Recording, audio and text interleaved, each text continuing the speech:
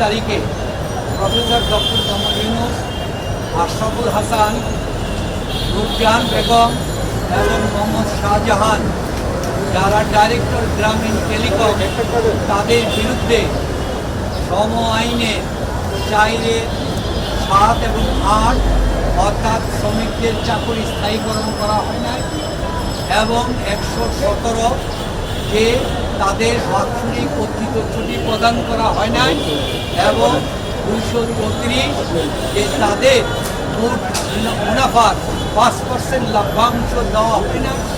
এই অপরাধী সাব্যস্ত করে তাদের বিরুদ্ধে লেবার কোডে BLA 228/2021 নামক একটি মামলা দায়ের করে 303 এবং 307 ধারায় লেবার আইনে শাস্তির জন্য আবেদন করেছে।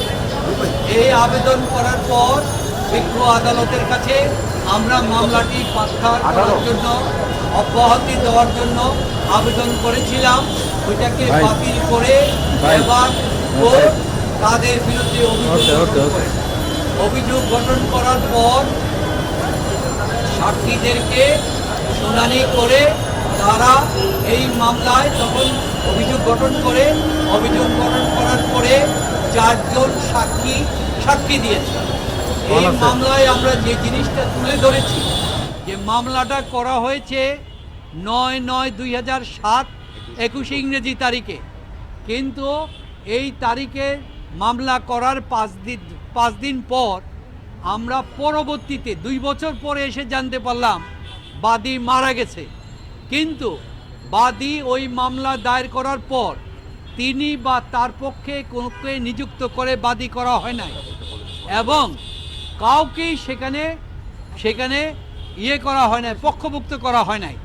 তো ফৌজদারি কার্যবিধির 247 ধারা অনুযায়ী বাদী যদি অনুপস্থিত থাকে তাহলে মামলা থেকে খারিজ করে আসামিকে অব্যাহতি দিতে হবে। এইটা হচ্ছে আইনের সুস্পষ্ট বিধান। কিন্তু তাকে না দিয়ে 2 বছর পর্যন্ত প্রফেসর ডক্টর মোহাম্মদ ইউনূস এবং তাদেরকে ড্রেগিং করে এই মামলায় তাদেরকে এগিয়ে আনে তাদেরকে করা হলো। তারপরে আমরা এইটার বিরুদ্ধে আপিল, তারপরে রায় দেওয়ার পরে তেনারা আমাদের বিরুদ্ধে অভিযোগ করে রায় দিলেন 6 মাসের কারাদণ্ড, নিম্ন আদালত 6 মাসের কারাদণ্ড, 5,000 টাকা জরিমানা এবং 307 ধারায় 25,000 টাকা জরিমানা করলেন। অথচ শ্রম আদালত 303 ধারায় যেই আমাদের আসামিদেরকে দণ্ড দিলেন 6 মাসে, এই অপরাধটা হচ্ছে কোনো নথিপত্র যদি রক্ষণ না করে, তলব করলে যদি প্রেরিত না করে, গাফলতি করে, তাহলে তার শাস্তি। কিন্তু এই ধরনের কোনো অভিযোগ আমাদের বিরুদ্ধে আনা হয় নাই। বিনা অভিযোগে এইখানে প্রলব্ধিত হয়ে নিম্ন আদালত অন্যায়ভাবে আইনের ভুল ব্যাখ্যা করে ফরমাসি রায় দিয়ে তাদেরকে 6 মাসের কারাদণ্ড, সর্বোচ্চ কারাদণ্ড এবং 30,000 টাকা জরিমানা করেছেন। আর রায়ে আমি বলতেছি একটু ক্লিয়ার বলি, আমরা পরবর্তীতে এই বিরুদ্ধে রায়ের বিরুদ্ধে 28/1/2024 ইংরেজি তারিখে রায় করি, আপিল করি। আপিলটির নিয়ম হচ্ছে 2 মাসের ভিতরে শুনানি শেষ করতে হবে। কিন্তু আমাদের প্রতিপক্ষ হাইকোর্টে চলে গিয়েছিল। হাইকোর্ট তখন আবার কোর্টকে নির্দেশ দিয়েছে যে অতি দ্রুত মামলাটি সমাপ্ত করো। তারপরে তারা যখন রায় দিল, আমরা এই কোর্টকে বললাম আমরা হাইকোর্টের রায়ের বিরুদ্ধে আমরা কোনো উচ্চ আদালতে আপিলে যাব না, লিপ্ট আপিল করব না। কিন্তু শ্রম আইন অনুযায়ী 60 দিনের ভিতরে মামলা নিষ্পত্তি করার কথা এবং হাইকোর্টের আদেশ অনুযায়ী অতি দ্রুত মামলা নিষ্পত্তি করার কথা। কিন্তু আজকে 8 মাস হয়ে গেল মামলা নিষ্পত্তি করা হয় নাই। 8 তারিখে আমরা 1 তারিখে এসে আমরা 1/8/2024 তারিখে এই কোর্টে আমরা 2 পক্ষ যৌথ আবেদন দিলাম, কলকারখানা পরিদর্শন অধিদপ্তর এবং আমরা, যে এই রাইট এই মামলাটির আপিলটি মেরিটের মাধ্যমে মেরিট শুনানি করে দ্রুত নিষ্পত্তি করা হোক।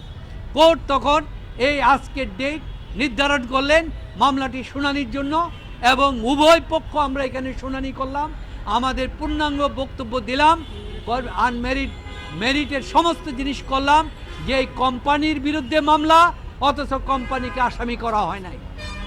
মহামান তারপরে 10 জন কোম্পানির 13 জন ডাইরেক্টর, 13 জনকে আসামি না করে 4 জনকে ডক্টর ইউনূস তাদেরকে আসামি করা হয়েছে, অথচ আইন অনুযায়ী কোম্পানিকে আসামি করা বাধ্যতামূলক, কারণ সে হচ্ছে শ্রম অধিদপ্তরের সাথে রেজিস্টার্ড, কোনো ব্যক্তি রেজিস্টার্ড না। তারপরে 4-8 বলা হয়েছে যে 6 মাসে পার হয়ে গেলে অটোমেটিক্যালি সে পার্মানেন্ট। তারপরে 117-তে বলা হয়েছে অর্জিত, 17-এর সাথে বলা হচ্ছে অর্জিত ছুটি না দিলে এটা তার অর্জিত ছুটির সাথে যুক্ত হবে, এবং 234-এ বলা হয়েছে, 36-এ বলা হয়েছে 34-এর আদেশ যদি পালন করা 5% না দেওয়া হয় তাহলে সরকার একটা টাইম নির্ধারণ করে দিবেন, ওই টাইমে দিতে হবে। 2-তে বলা হচ্ছে টাইমের মধ্যে না দিলে 1 লক্ষ টাকা জরিমানা, প্রতিদিনের জন্য 5,000 টাকা জরিমানা। এরপরে বলছে যদি না দেওয়া হয় এটা পাবলিক ডিমান্ড অ্যাক্ট অনুযায়ী রিকভারি হবে। তারপরে বলল সরকারের কাছে আপিল করা যাবে, সরকারের সিদ্ধান্ত চূড়ান্ত হবে। কিন্তু কোনো রকম 236 ধারা অনুযায়ী আমাদের কোনো প্রসিডিওর ফলো করা হয় নাই, এবং এই অপরাধগুলি কোনো অপরাধ না, এগুলি অল আর সিভিল লাইবিলিটিস।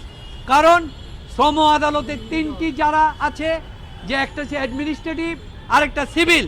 তো সিভিল মামলা হচ্ছে উৎপত্তি হয়েছে 283 ধারা থেকে, আর এই মামলাটি হচ্ছে 4-7, 4-8, 117 এবং 234।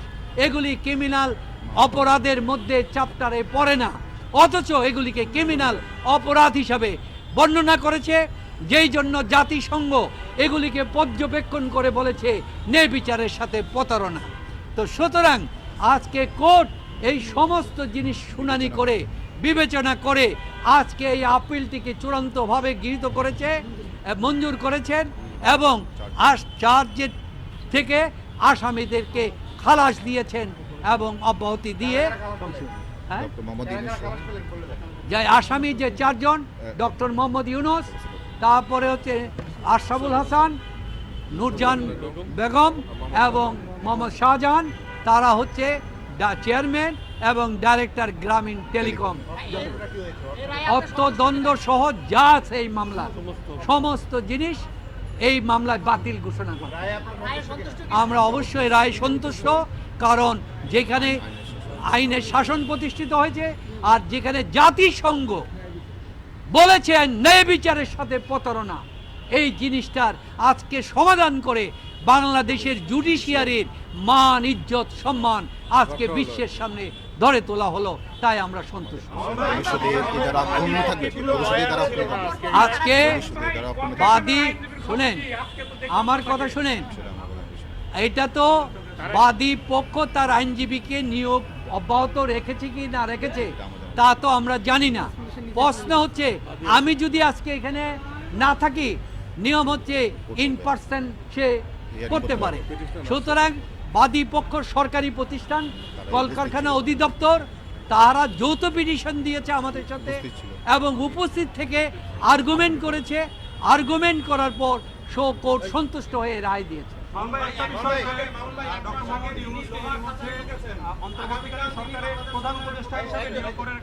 রাষ্ট্রপতি দিয়েছেন, সেই ক্ষেত্রে এই যে তার কি আর কোনো মামলা আছে কিনা বা আইনে কোনো বার আছে কিনা, উনি যদি প্রধান উপদেষ্টা হন নেওয়ার ক্ষেত্রে?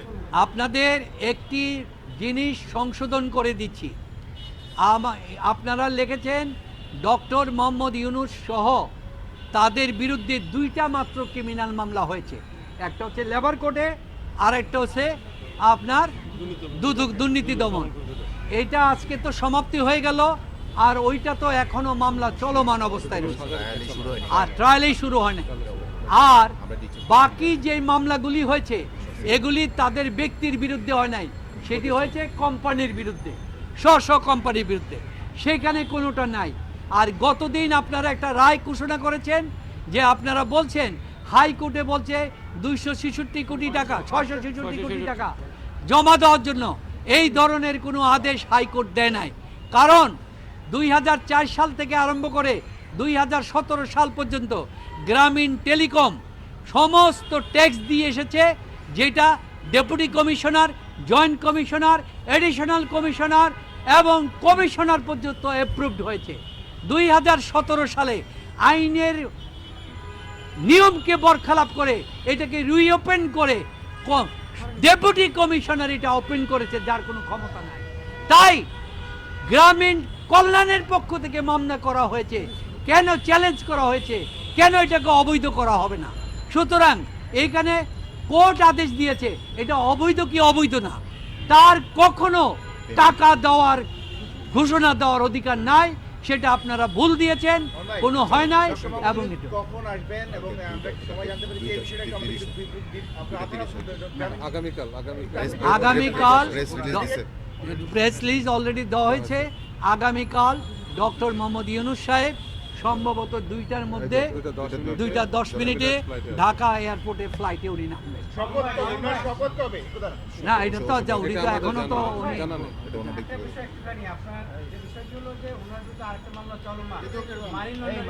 জি এখন আপনি কি মনে করেন যে উনি এতদিন ন্যায় বিচার পাননি, আজকে ন্যায় বিচার পেয়েছেন, ওই মামলাটি ন্যায় বিচার পাবেন? হ্যাঁ, আমরা এই মামলাটি মাইনরিটি মামলা যেটা আর কি, যেহেতু আপনার প্রধান উপদেষ্টা সবাই জানে আর কি, আপনার ওনাকে কি ওই মামলায় হয়রানিমূলক অবশ্যই ওনাকে সমস্ত কেন মনে করছেন আপনি? এইখানে হয়রানিমূলক, এটা তো আবার বড় হয়ে যাবে, এটা আপনি বলবেন। আচ্ছা, এইখানে হয়রানিমূলক ব্যবস্থা, আমরা একটু জানতে চাই। আচ্ছা, ওনাকে সরকার, বিগত সরকার হয়রানি করেছেন কেন, এই বিষয়গুলি আমরা বিদেশি সাংবাদিক পত্ররার কাছ থেকে 3টা জিনিস জানতে পেরেছি। একটা জিনিস বলছে যে আমাদের পূর্বতন প্রাইম মিনিস্টার, ওনার ধারণা আকাঙ্ক্ষা ছিল যে উনি নোবেল পুরস্কার পাবেন। উনি নোবেল পুরস্কার পান নাই, ডক্টর ইউনূস কেন পেয়েছেন, এই জন্য তার একটা জিজ্ঞাসা। আর দ্বিতীয়টি হচ্ছে ওনার প্রশ্ন ছিল, ওনার বাবা বঙ্গবন্ধু শেখ মুজিবুর রহমানের চাইতে ডক্টর ইউনূসের নাম সারা পৃথিবীতে পরিচিতি এত ব্যাপক হবে কিনা। কিন্তু এখানে তাকে যারা এই কথাটি বলেছে, তার উপদেষ্টারা, তারা ভুল বলেছে। কারণ আপনারা জানেন বাংলাদেশের স্বাধীনতা যুদ্ধ হয়েছে 71 সালে, আজকে 53 বছর, 54 বছর। ওই বয়সে বিদেশের একজন সিটিজেন নাগরিক, তার বয়স ছিল 6 বছর। সেই 6 বয়সের ব্যক্তি, যার আজকের বয়স হচ্ছে 60 বছর, তিনি তো বঙ্গবন্ধু বাংলাদেশের স্বাধীনতা সম্পর্কে জানেন না। তাই তার কাছে তো বঙ্গবন্ধু পরিচিত হবার কথা নয়, কারণ সে তো নাবালক ছিল, আজকে সে সিটিজেন হয়েছে। সুতরাং আজকে একটি কথা আছে, ছেলে নিজে বাঁচলে বাপের নাম। ডক্টর ইউনূস আজকে সারা পৃথিবীতে আজ পর্যন্ত এত উন্নত দেশের কোনো ব্যক্তি সারা পৃথিবীতে গ্রহণযোগ্য হয় নাই, মোহন ভাই, তিনি গ্রহণযোগ্য হয়েছেন সেইভাবে। আপনারা এতদিন বলে এসেছেন সরকার প্রভাবিত করেছে ডক্টর ইউনূসের মামলায়। জি, এখন কি ডক্টর ইউনূস আগামীকাল হয়তোবা প্রধান উপদেষ্টা হচ্ছেন, আপনারা কি প্রভাবিত করলেন কোর্টকে? ন এই বিষয়টা মামলা কথাটা শুনেন, এইটা হাইকোর্টের নির্দেশ ছিল তাড়াতাড়ি করার জন্য, এবং এইটা দীর্ঘদিন আরো দেরি হয়ে গেল, 2 মাসের চেয়ে আইনে। আমরা সেইভাবে পস্কত দিছি, এই নির্দেশনা আমাদের উপরে বাইন্ডিং ছিল, যেই জন্য যৌথ পিটিশন দিয়েছে। কারণ নইলে এটা কন্টেম্পট অফ কোর্টের পর্যায়ে চলে যায় সময়সীমা, এই জন্য দেওয়া হয়েছে। ধন্যবাদ।